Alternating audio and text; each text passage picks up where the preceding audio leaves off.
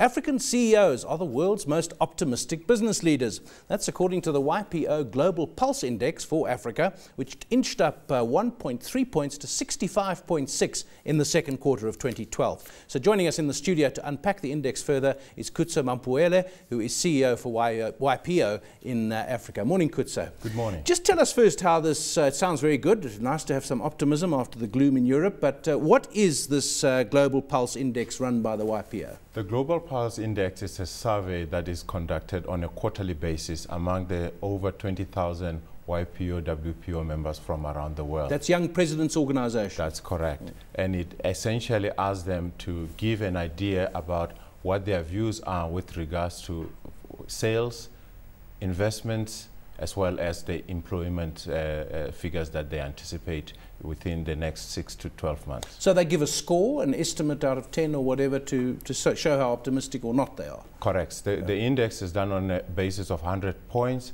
where 50 indicate neutrality and anything above it shows some positiveness. So at 65.6 that you have indicated, that is the highest score and indeed portrays African CEOs as being the most So we'll compare them firstly to, it's the third quarter in a row, says your statement, that African confidence has been higher than that of Asia, which perhaps would surprise some people.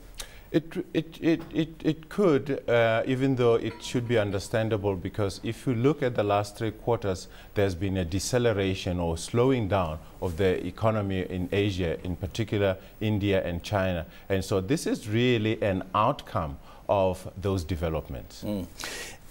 South Africa and Africa, where does that fit in? Because I would think, this is a suspicion one has, is that the rest of Africa generally has, the growth rates are higher, their opportunities are different, and the economies are different, more optimistic than South African leaders. Overall, it's still showing optimism much more weighted in favor of South Africa, and that is more because in the survey itself, South Africa is weighted 70% of all the CEOs. It's just a historical fact, and yet the results are indicating that there is optimism both among South African-based CEOs as well as those around the continent. How do you track and match these with other kinds of indicators like the PMI, which also has that 50 level, as above is expanding, below is contracting for manufacturing, for example? Is there a correlation? Yes, there is a correlation. We look at those indicators from PMI, even our statistics, South Africa figures indicate that there is optimism among business leaders, not necessarily within YPO, but in this particular instance, we're focusing on YPO members. Then what about short-term and long-term? The different kinds of optimism, and what would explain that? That is indicative of the fact that overall, Africa is being seen continuously as a global destination for trade and investment. And as a result, there is optimism in forecasting the sales, and we have seen some of the result of foreign companies investing in Africa, and then also in investments that are leading to growth as far as infrastructure development as well as retail is concerned. Sales, how do they do that? Because obviously sales depend on not the past but what you're expecting. Yes. Hard to calculate optimism about sales. Well, what we ask is among the business leaders what their perceptions are regarding whether or not they think there will be an increase in sales or they decrease in sales. And it's more a measurement of intent rather than an actual reality as far as the forecast is concerned.